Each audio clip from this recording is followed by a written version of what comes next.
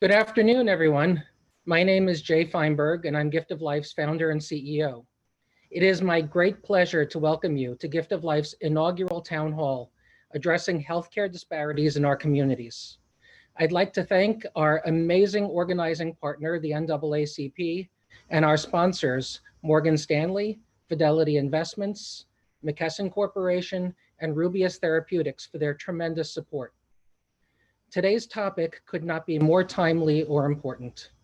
We have watched as COVID-19 has spread throughout the United States and the world, leaving a trail of human destruction in its wake. And we have been reminded of the inequities that permeate healthcare, resulting in unequal outcomes for people of color. These disparities extend far beyond our mission to find a cure for those battling diseases like blood cancer, immunodeficiencies, and sickle cell, but as part of our mission to create equal healthcare outcomes for everyone, we are compelled to take action addressing not only this, but the larger issue that the pandemic has further exposed. When I myself was diagnosed with leukemia in the 1990s, I had no idea that my chances of survival were tied to my ethnic background. It wasn't until I met with a transplant doctor in New York City that I was told that I would never find a matching donor for my bone marrow transplant because of my Jewish genetic heritage. I had no idea that the best chance of finding a donor was with people who shared the same ethnicity and race. Nor did I know that the donor registry was not ethnically and racially diverse, likening the search for many to looking for a needle in a haystack. Thankfully, with a lot of hard work and a 4-year high-profile grassroots recruitment campaign, I found my match. Now it's my life's mission to pay it forward. Every patient deserves an equal opportunity to benefit from the treatment that can save their lives. The registry must be representative of people of all backgrounds. And so, in partnership with the NAACP and dynamic changemakers, we are pleased to have you join us for this first of many meaningful conversations about ensuring that Black, Indigenous, and people of color have safe, effective, and complete access to healthcare and life-saving treatments. And now, it is my great pleasure to welcome today's moderator, Editor-in-Chief at The Root, Danielle Belton. Welcome, Danielle. Thank you, Jay, and good afternoon, everyone. Again, I'm Danielle Belton, and on behalf of Gift of Life Marrow Registry, we're excited to gather this afternoon to discuss the pressing issues surrounding health disparities and how we can be all part of the solutions to affect lasting impact.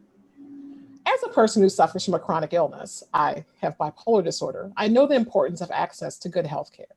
And I was fortunate in that my family was able to help me when I needed them most to close some of the gaps that exist in our system. But I am the exception. I was fortunate, and this is not the reality for most Black people and other people of color looking and seeking quality health care in this country. We are at the crossroads of a global crisis, and in particular in this country, what many have referred to as twin pandemics, coronavirus and heightened racial injustice. The collision of these two issues has helped shine a spotlight on longstanding healthcare inequalities that have existed, particularly around Black and other communities of color. These enduring health disparities have been fueled by decades of discrimination, mistrust of the healthcare system, unequal treatment, unequal opportunities for economic, physical, and emotional health, and other issues that limit access to quality care. As a result, the health and wellness of people in minority communities is often shaped by a deadly cycle of chronic disease and loss of life, a cycle that continues through generations, a cycle that devastates families and communities. Just this week, the US death toll from coronavirus has topped 200,000. Black, Latino, and Indigenous people all over the country and in every age group, including young people, have been disproportionately affected by the coronavirus. They're more likely to be diagnosed with the virus, are more likely to suffer serious illness, more likely to be hospitalized because of the virus, and are more likely to die from it. These challenges remind us that the barriers to health are interconnected, and the problem is bigger than any one disease state or chronic health condition. But here's the biggest challenge. Many people believe that they're unable to take action because the solutions often overwhelm instead of inspire. As you've already heard from Jay, changing health outcomes is possible. You'll hear from more people shortly who agree and are working to overcome healthcare disparities.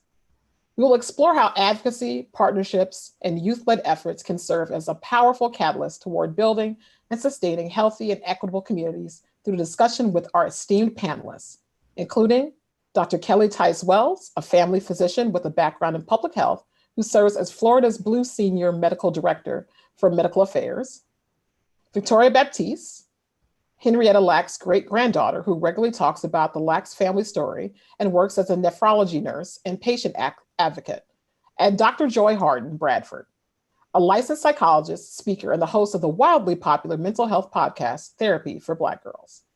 Lastly, we'll speak with Kyra Mitchell, who, as chair of the NAACP's National Youth Work Committee, is working to galvanize the youth and college division of the NAACP across the country in support of this program. Not only are youth proving to be catalysts and prolific communicators in social movements, but we believe their involvement is key in creating healthier communities. We invite you to submit your questions in the chat for a brief Q&A with our experts at the end of the program. But for now, let's go ahead and kick it off with our three panelists. Let's welcome Dr. Kelly Tice Wells, Victoria Baptiste, and Dr. Joy Harden Bradford. Welcome, everyone. Hi. Good afternoon. Thank you. It's so exciting to have you all here. My first question is for Dr. Wells. From your perspective as a family physician, how has the COVID-19 pandemic served as a tipping point for disparities in communities of color? Yes, thanks. So as a family doctor, we knew anyone who was doing this work, so primary care physicians, community advocates, public health professionals, all of us knew that disparities exist. And those of us who were doing that work were silently going about the business of solving the problems that impacted healthcare, but that weren't directly related to health problems. Most of us have done that most of our careers. And as a family doc in particular, I learned to help my patients navigate the system. So if getting adequate healthy food was an issue, or transportation to the pharmacy, or understanding the information that had been provided in a doctor's visit, perhaps a specialist visit, making sure that they understood who to see for what and what the importance of follow-up was. I, in practice, often changed my practice schedule in order to accommodate those who didn't get paid if they weren't at work, so needed to be seen on off hours. Modified my clinic schedules so that those who no-showed frequently because they would have last-minute transportation problems or crises or what have you, so that we could accept walk-ins and not put folks at risk of running out of their meds because they had no-showed 3 times and so now they couldn't be scheduled. We've all done that work, and we have long been looking at these disparate impacts, right? A disparity is when a certain group or population has a higher burden of illness or disease than others. And where chronic disease is concerned, often we're seeing preventable complications from those diseases. So this is not news. The problem with COVID-19 is that it very quickly shone a bright spotlight on all of those things I've just described. And very quickly, we identified that we're talking about an infection that is more significant for those with chronic illness and worse for those who have chronic illnesses that are not under good control. And so one of the things I've been saying in talking about COVID-19 is it really matters how it finds you, right? So what state you're in, if and when you should become exposed to COVID-19 is what is going to determine the course of your illness in many instances. If you add to that the fact that most communities of color are overrepresented in the areas of our businesses that did not have the luxury of sort of moving to a work from home status, right? So we had folks who couldn't control their exposure by staying at home. They tend to be users of public transportation systems and places where high touch surfaces are very prevalent and difficult to avoid. And then add to that any challenges related to health literacy. So understanding what was happening, knowing how to get accurate information, right? There were many folks who were on various social media platforms and internalizing information that simply wasn't true related to COVID-19. And we had to work really hard to back some of those things out. So it was, for lack of a better term, the perfect storm that forces us now to acknowledge that we have failed as a system to correct the problems that have long existed related to health disparities, and now presents this opportunity for us to address those challenges. How do we make our communities better consumers of healthcare? How do we ensure that we are providing information to them in a way that is actionable and understandable? How do we run directly at the myths and the mistruths that are out there related to chronic conditions, related to COVID-19, related to flu? This is our chance to walk through the door and to ensure that those things that we didn't have funding to address, that we didn't have interest or inclination to address, now we can work together and really solve the problems from their source as opposed to disease by disease. Now, you make some really excellent points that you kind of highlighted, which really dovetails nicely into my next question, which are, what are some of the solutions to combat these challenges that our communities are facing with COVID-19? Right. So the pieces are in there, and it's been a part of the work that we've been doing for so long. It's now time for us to really align ourselves around it. I think one of the important things on the clinician side of the house is to work very diligently to increase the diversity in the provider population. The physician-patient relationship is just that. It's a relationship. So in order for you to feel accountable to me in terms of adhering to the guidance I might give you during the course of our visit, in order for you to feel comfortable sharing things that perhaps you haven't shared with anyone, it's about relationship. And often that is best established with a physician or a clinician who looks like you and who has at least a similar life experience or an understanding of your life experience. So that's first. I think the other thing that is crucial is for us to recognize the gap that exists in many cases with basic knowledge of the healthcare system and how to navigate it. So, I use the term health literacy. And really, it's more than that. It is an understanding of the value of health and what it takes to get to healthy. Right? We talk a lot about the physician-patient interaction, and it is important, but it only contributes to 20, 30% at most to health outcomes. The rest of the things that go along with that are behavioral, they're environmental, there are things in your community, there are things that what you encounter as you go about your activities of daily living. And so those other things have to be addressed and discussed as well. We've talked and focused too much on the clinical interaction without ensuring that once you leave your physician's office, you have the opportunity to put into practice what your physician has suggested. Now, I want to move on to Victoria Baptiste, because I feel like this question is an excellent follow-up to what we were just discussing, which was kind of like tied into the fact that there are often a lot of doctors who look like us and understand us. And it's probably one of the many reasons why there's so much mistrust in the healthcare system. But Victoria, can you speak on how that mistrust creates this barrier to people getting the care that they need? Absolutely. So history, just dictates how much people of color have been used in medicine. And that those tales are told from generation to generation to generation. And that already gives you that first barrier. Okay, that's I don't trust anybody. They just want to experiment on us. They don't really care about us. That is a lot of the pushback I get a lot of times at the office or in the hospitals.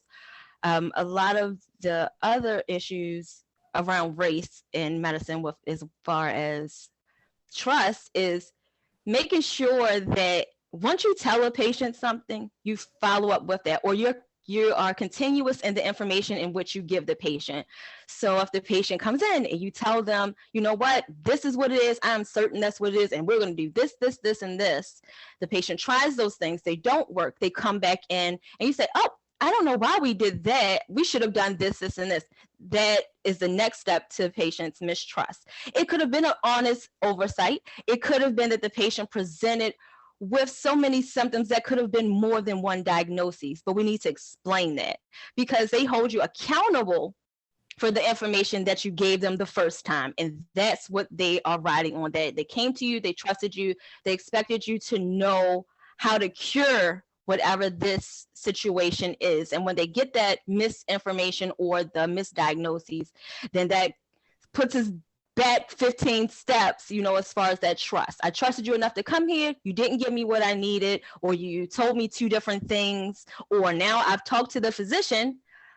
I talked to the nurse practitioner when the doctor left, and she said something totally different.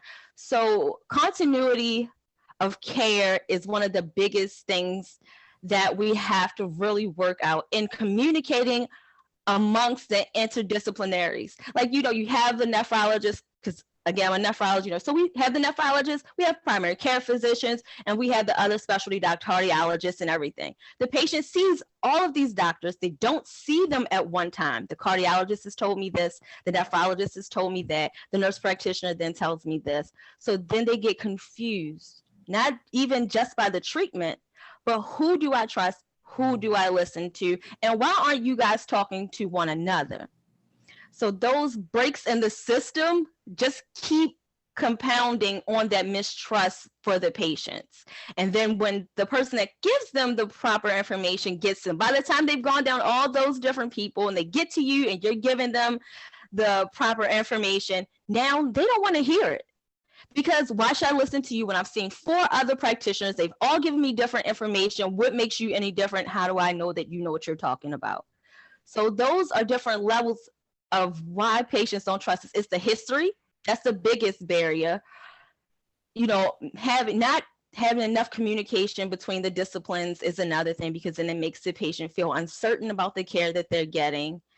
And then the biggest part is that even though we are growing as, you know, people of color and getting into medicine, you're having a lot more higher level practitioners, meaning doctors, nurse practitioners, physician assistants, you know, that look more like us. There still is not as many as the ones that don't. And usually the people that come to you first are the ones that don't look like us. And then they feel that those barriers just kind of boom up. You know, they get that white coat syndrome almost, and they see you and then they automatically have this barrier. I'm going to hear what you got to say, but at the same time, I don't trust you, you know. So that really creates a barrier into patients being readmitted because they didn't really trust the advice that you gave them. So they didn't follow it. They WebMD'd themselves, you know, until they couldn't anymore. And depending on if the information the doctor gave them lines up with what WebMD says is depending upon whether or not that patient's going to take that treatment seriously or do it the way that it was supposed to have been done properly in the first place. And then we get readmissions, and then the cycle starts all over again. And I feel like we don't have enough community advocacy explaining to people in those different communities that are underserved about, you know, healthcare and like Dr. Wells was saying, like, you know, how to navigate that whole health system. What do these things mean? We don't have enough community outreach and activism to help make sure that we have somebody that looks like us, that's within that community, that makes the patients feel like this is a safe place. I know I can come here and get good information, and if you don't have it, you'll show me which direction to go to get that information. I feel like we have to take some ownership in our communities to make sure that we're all being educated and seeking the help that we need. You know, without saying, I don't want to go to the hospital, you know, they're just going to experiment on me and I'm going to try to see what I could do at home. You know, worked all those years before, I'm going to try it now. So we keep getting ourselves back into that box over and over again. But again, consistency is the key to regaining that patient's trust. Don't tell me one thing and then tell me something else. And then, you know, you send in your assistant, and now they're telling me something else. So just communication, consistency. No, definitely. And your statement, Victoria, made me think of an incident that happened once with my sister, who had a mass in her breast, and she didn't know how to communicate with her doctor as to what she felt he was not doing correctly. You know, she had just had surgery and she was still in some pain. She actually asked me to go to the doctor with her to advocate on her behalf, because she didn't feel empowered enough, or she didn't feel knowledgeable enough about what was going on to be able to tell the doctor how she was actually thinking and feeling. What are some things that we can do as a community, that we can do it ourselves to better advocate for ourselves in these healthcare situations? I think the first thing is just patients feeling empowered enough to speak up, to ask those questions. We want our patients to feel like they are a partner in their care and not just somebody that we're issuing this care to. You are a partner in this, meaning we need your feedback. I could tell you that you need to take amoxicillin and whatever else, but you have an allergy to it, or you have a slight reaction to it, but you didn't say anything, so we still prescribe that for you. You just didn't take it because you knew you were going to have that reaction. Patients do that because they feel like their voices aren't heard. And I just want them to feel empowered enough just to ask the questions. You don't need to have all the education for that. It's our jobs as clinicians and practitioners and things to make sure we articulate the information in a way that the patient can understand it, depending on their education level or whatever. It could be a different language. We have to make sure we provide the tools in which is best to serve that patient. So a lot of patients just feel like they don't have a voice, or I'm bothering you. That's the one biggest thing I hear from patients all the time. I didn't want to bother you. It's my job to make sure I'm here to support you and to answer any questions you have. If I don't have the answer, I will get the answer for you. They forget that we work for you. Yes. I work for you. Without a patient, who am I treating? Who am I here to serve? Nobody. I'm here for you. And I need patients to realize that we are here for you. You came here because you needed something that you couldn't do on your own. You needed us to provide you with care and the insight in which, to better take care of yourself.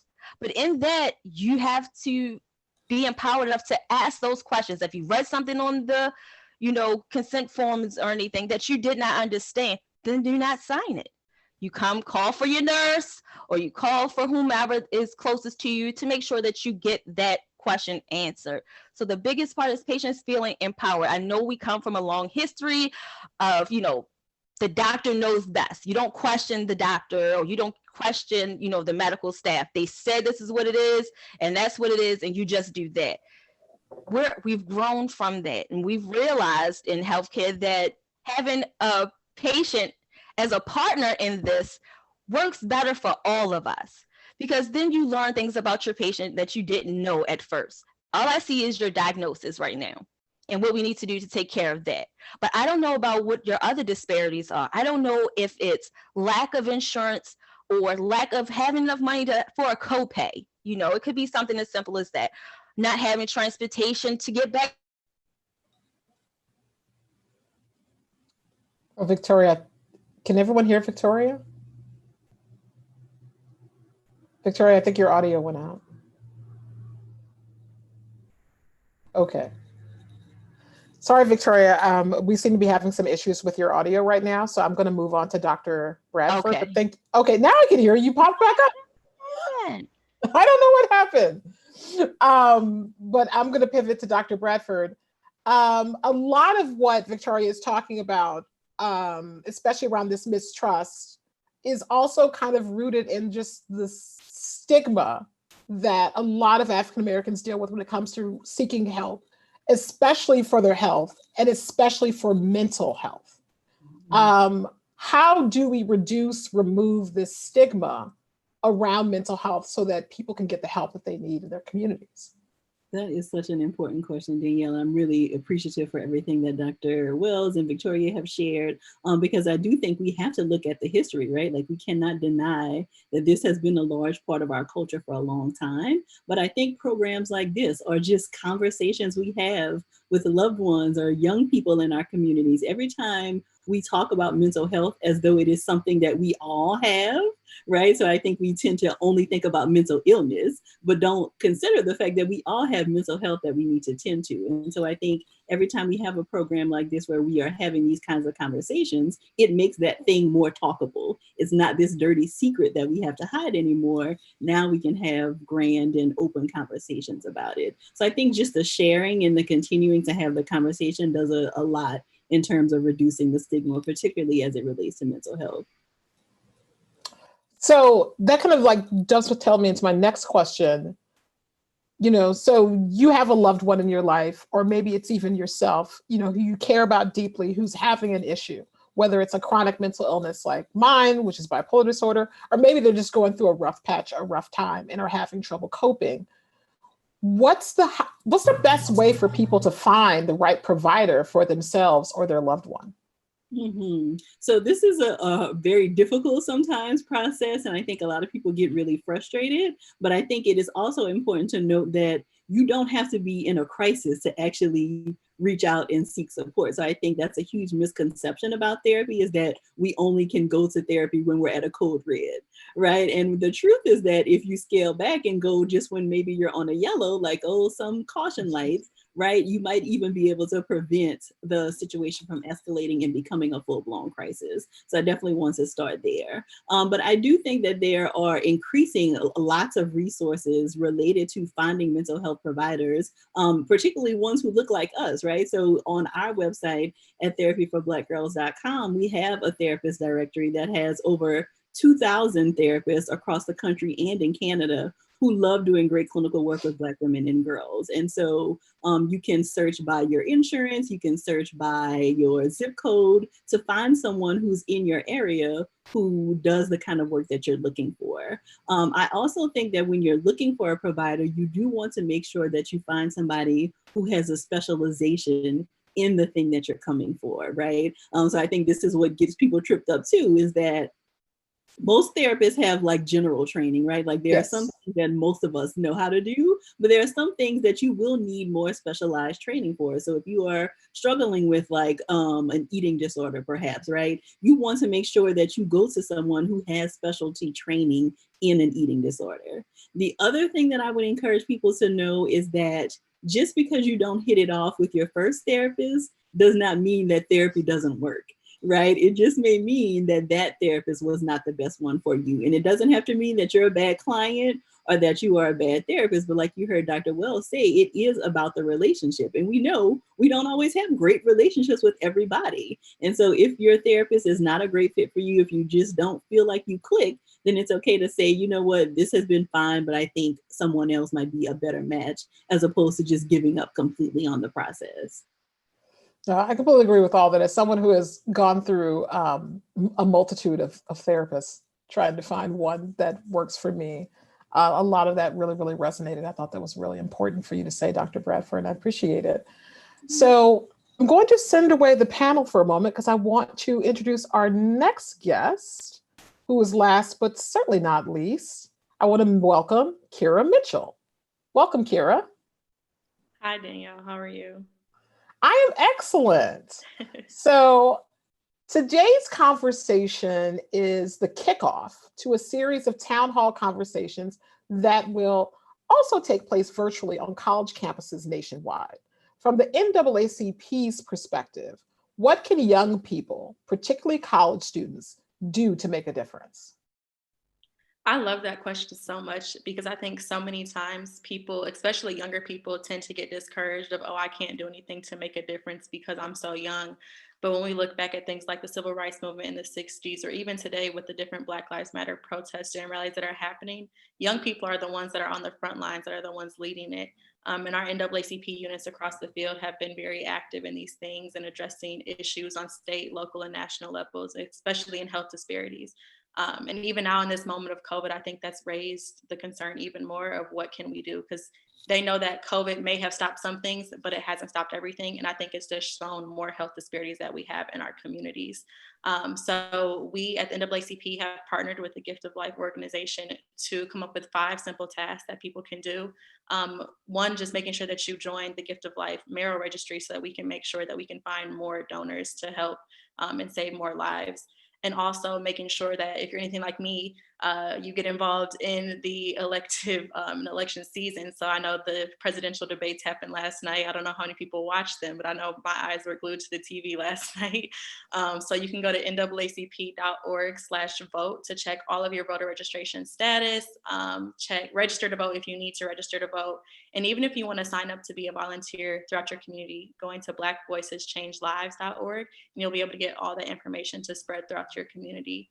Then even in addition to that, making sure that you do reach out like Dr. Joy was talking about, and making sure that you take care of your mental health by seeking therapy, therapy for Black girls, things like that. And that if you want your school to be able to host one of these town halls in your community, that you should reach out to Gift of Life to be able to share all this great information we talked about today.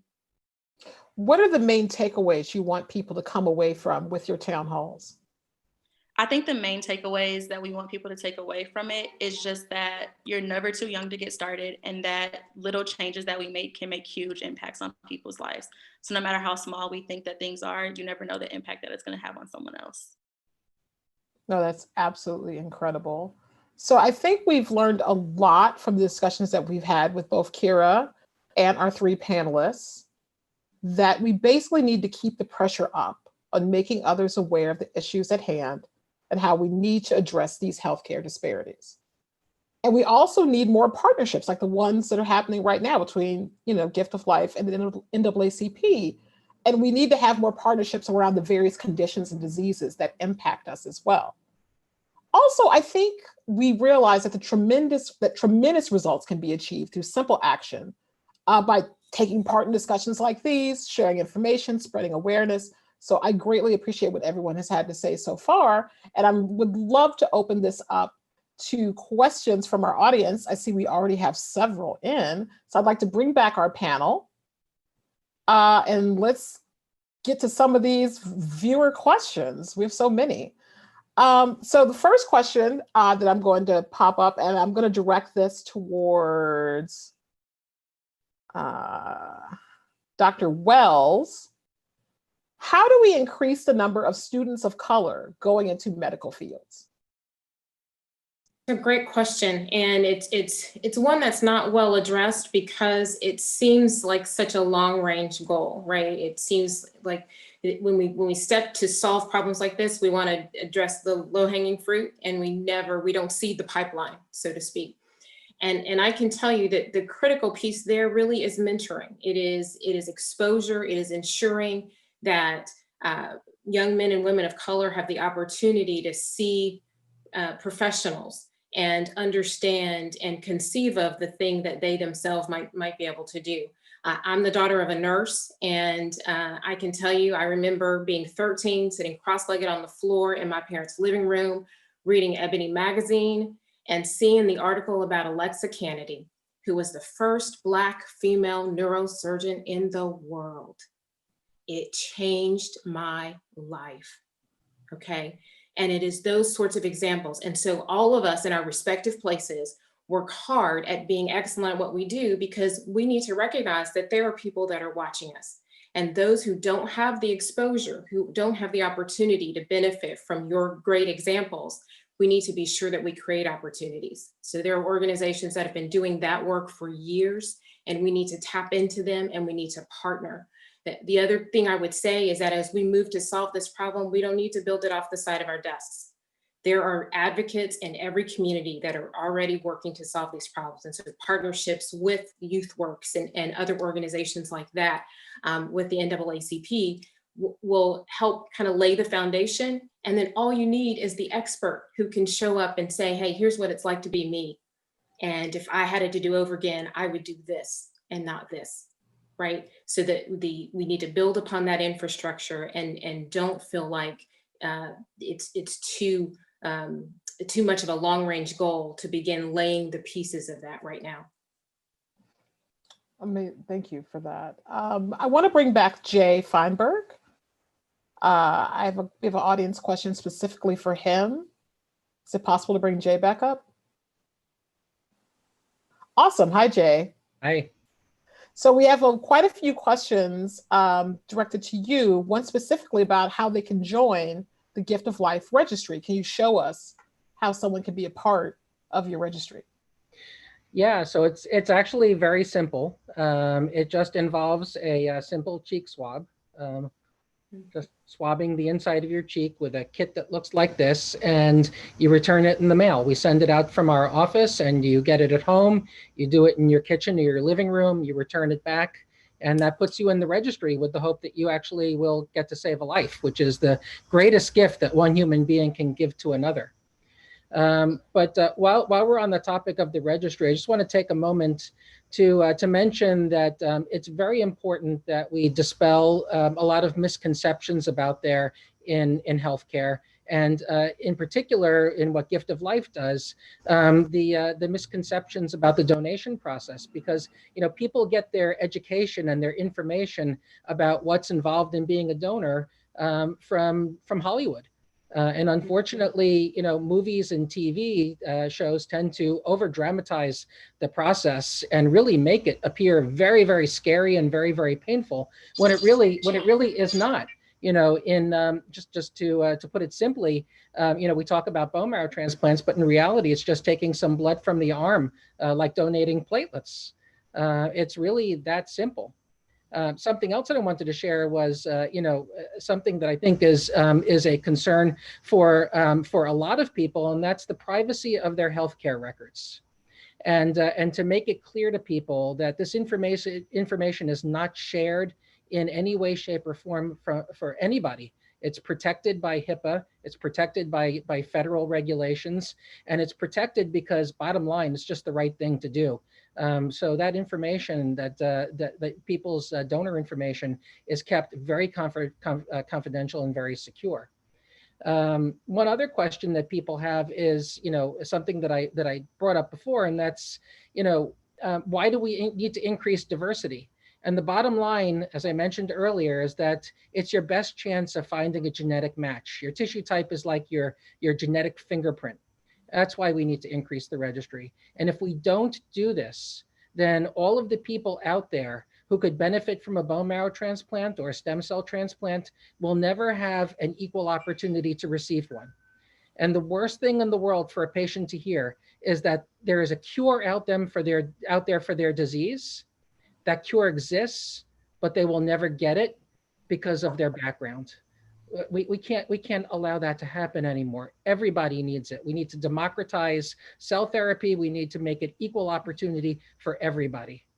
So that's just a little bit that I wanted to share. And doing that cheek swab is the first step. It's so fast and easy. No, I've done it before, and it is very fast and easy. I totally agree, and it's something that everyone should do. Thank you, Jay. Absolutely.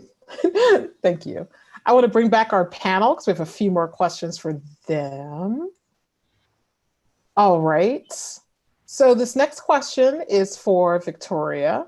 One of our watchers want to know, can you share how you see your great-grandmother's legacy and how it fits in today?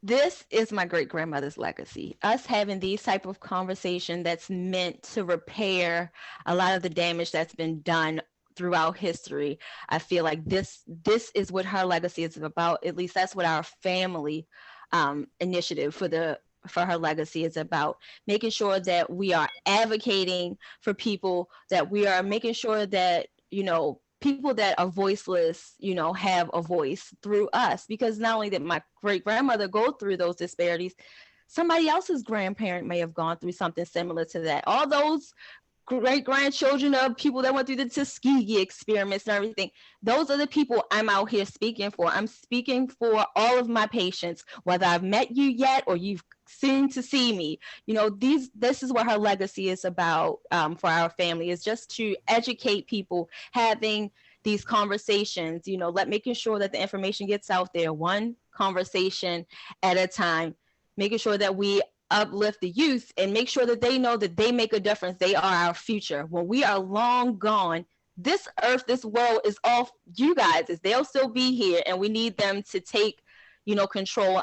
I'm so proud of seeing the strides that the young people are doing right now. They are not afraid to come out and speak about injustices. I need you to do the same thing for your family members. We're speaking about, of course, these are worthy causes. These deaths and things are. Oh, Victoria, the volume went out on you again. Yeah, I'm not quite sure why you cut out. You were making a good point, though. I was ready to see where that was going. No, I still can't hear you. I'm sorry. I'm gonna, while we figure out your audio. Okay, I think I hear you guys. There we go. Okay, I can hear you now. We have to start at home. That's what I was saying when my audio went out. Thank you so much for that. So, Yeah. Dr. Bradford, we have a question specifically for you. How do you speak to someone you love about getting therapy? This is $1 million question. This is something that comes up quite a lot. So I typically talk with people about making sure that they call attention to behaviors that they can observe, and try not to make a judgment, right? So if you notice that someone has been showing up late for classes, or they're not going to work like they used to, you notice that maybe they haven't changed their clothes in a couple of days, right? So pointing out the behaviors that you've seen and then asking, is everything okay? Is there anything I can help you with?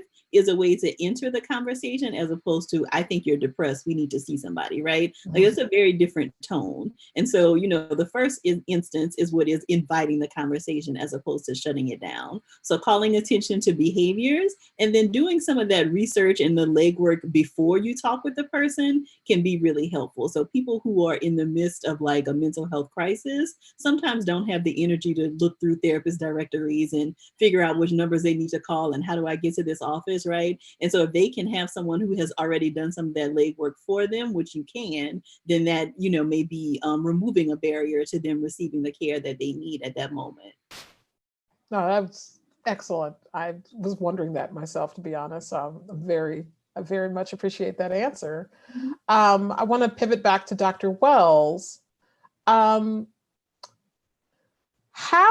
can healthcare providers deliver culturally sensitive care?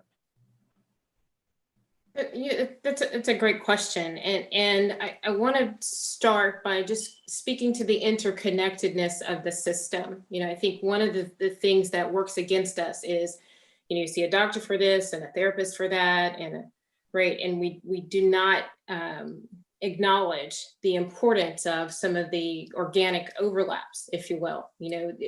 Physicians and clinicians of color should be advocates and proponents of the therapist community. And we should normalize that in the provision of care, because that's the role that we can play. In terms of culturally sensitive care, the term that used to be thrown around is cultural competency, right?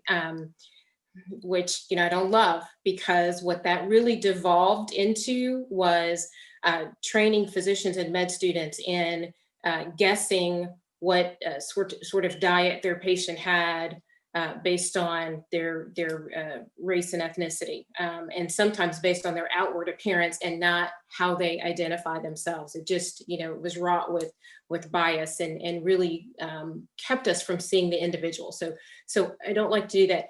Being culturally sensitive means really being self-aware, right? It really aligns more with the unconscious bias training, which I think is necessary and critical.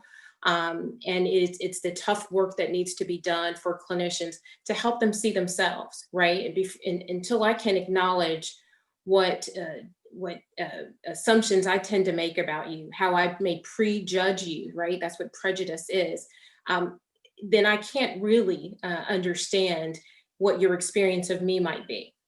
And by not prescribing to a set of sort of scripted services or questions or that sort of thing that may align with a particular culture or cultural definition, but moving into a process that allows an assessment of the individual who's sitting in front of you, and understanding of the population that they come from in terms of where do they live in your community. and what are the barriers or issues that they might face based upon that. And then in your interview, in your assessment of them, you open the door and allow them to share the things that are critical to them. It is an art, and there are some docs out there who are really good at it, and then there are others that are not so good at it. And I can tell you, when I was in practice, I used to tell my patients, you're a consumer of healthcare. And if you're not getting what you need, right, you have the right, the responsibility even, to take your healthcare dollar and engage and connect with a physician from whom you feel like you can get what you need. You know, my grandmother used to get the triple pack of WD-40 from AutoZone and rub it on her arthritic knees, because her orthopedic surgeon, who could have solved the problem for her, he seemed so busy, and she just didn't have time. She'd want to take his time to get her question answered. You know, I was in med school when I discovered this, and I said, you know, Granny, please don't tell anybody else that. Like, I'm so ashamed.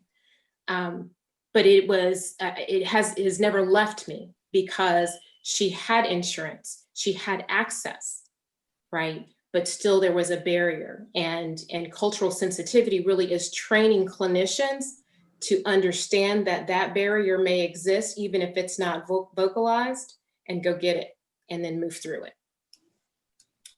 Well, that was powerful. Thank you for sharing that story about your grandmother, Dr. Wells. That's really incredible. My next question that we have here is for Victoria. What can the average person do about some of the societal detriments that we have around health and health disparities? What can the average person do to kind of alleviate this, this situation? I think some of the, my audio is acting up.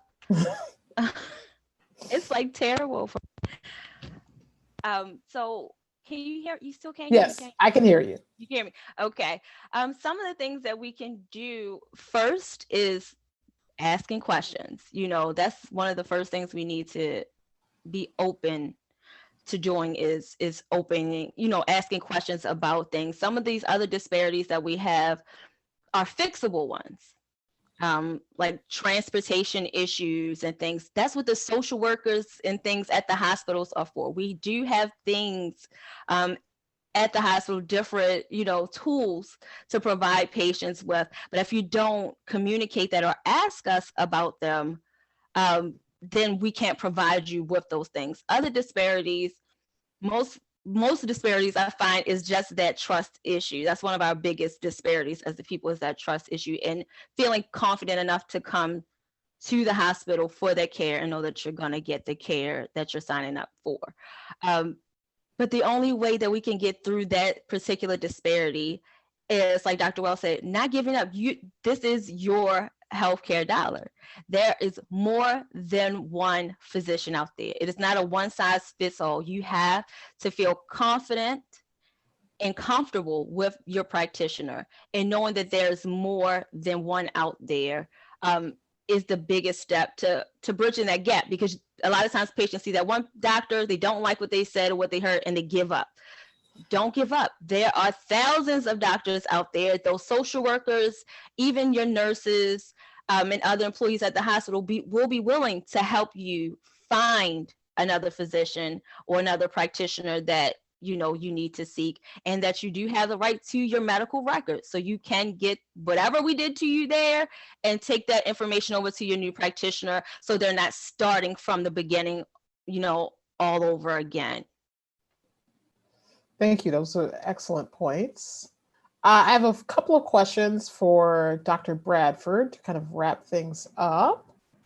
One is, how do you get family members involved in the need for therapy, especially if they don't believe in it? Okay. Yeah. So maybe you want to go to therapy, but your family doesn't buy into it. So this comes up quite often with especially younger people who might still be covered by parents' insurance, right? And so I think it is important to have a conversation so that parents aren't necessarily surprised, like when they get that estimate of benefits, right? And they find out like, oh, what happened here? But I think there's a difference between asking for permission from your parents as opposed to informing them. So if you are over the age of 18, you are well within your rights to seek services. If you are at a university or college, definitely check out the services you may have there, because a lot of college and university counseling centers aren't actually connected to your insurance. Usually it is just a part of the student fees you paid for, so your parents may not even necessarily know about it. But I do think that there is a way, and there does become a point at which you have to take ownership and agency over your own health, right? And so your parents and grandparents may not understand or, acknowledge that you're going to therapy. They may not believe in it, but if you know that you need additional support and you think that therapy would be beneficial for you, then I think that is still something that you need to do, especially if you do have access to services that don't cost anything. Again, I know it can be a complication when we're talking about insurance, but if you do have access at a university or a college, then that definitely would be something to check out. Okay, that makes a lot of sense. One more question for Dr. Bradford. One of the viewers wanted to know if your website also has resources that might be helpful for Black men as well. Yeah, absolutely. So our target audience, of course, are Black women and girls. So most of our content is directed in that way. But the therapists who are in our directory actually see lots of different people. So they, of course, want to let Black women and girls know that they are welcome in the practice, but they see a variety of different clients. Incredible. We have one more question. This is for anyone who wants to answer, so feel free to jump in. But what innovation is most needed to close the healthcare gap?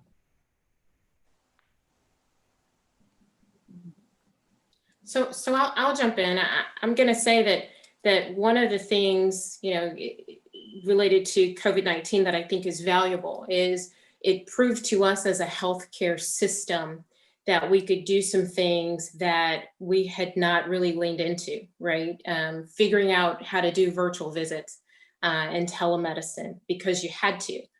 We've solved some problems in the last 7, 8, 9 months that, we have long range plans to address, and we've got good business cases for why it can't be done today, right? But we have made short the runway for a lot of those things. So in terms of using and leveraging the digital media and software systems that are available to us now to accomplish that integration of services, and I think we're not talking enough about that. Those who are trying to address health-related social needs, so transportation issues, they live in food swamps, so they've got a fast food store, liquor store on every corner. There's no grocery store, those kinds of things. Those who are trying to overcome those sorts of barriers use community resources to do so. Those who are socioeconomically disadvantaged and are dealing with economic and financial strain. You have to go from office to office to office, right? The documents you need to take in order to qualify for services vary at each place, right? They're quick to cancel you, interrupt benefits, disenroll you, right?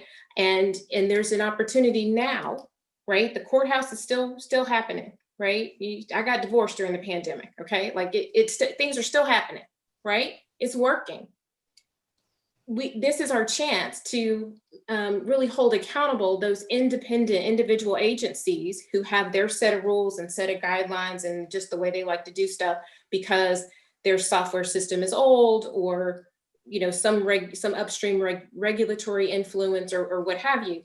But we need single sign-on for some of these things. We need a hosted database in communities so that if I need a resource and I've applied for such and such last week, that eligibility is in the system when I get ready to go to the federally qualified health center for my health care the next week. We need to make simple some of these things that we have convoluted and added lots of layers to, because we now know it can be done. And so the onus that we put on the patient to know and understand and figure out where to go, at Florida Blue, we have a team of social workers, and all they do is connect members to resources, right? the fact that that has to be maintained and that folks have to navigate things, it doesn't make sense anymore in this world. And so the challenge to the young folks who know how to turn it on and how to make things happen is to hold accountable those community-based organizations who serve the members of our populations who are in need, and challenge them to make it easier, to streamline it so that that we can focus on the problem and not the process.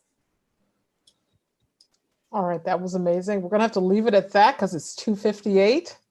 And despite the fact that this conversation is amazing and I greatly appreciated everyone's contributions for it, we can't go on forever. We have to cut off. I'm so sad. But I want to thank Dr. Kelly Tice Wells, Victoria Baptiste, and Dr. Joy Harden Bradford for joining us, as well as Kira Mitchell from the NAACP. And I want to thank Gift of Life and the NAACP for hosting this wonderful conversation. I feel like we learned so much. I know I learned a lot. And so I'm hoping that we can take away from this, that we want to spread awareness, that we want to share this information that we've learned today with our loved ones and keep this conversation going. So thank you all for joining us today. Thank you for being part of this conversation, and stay healthy.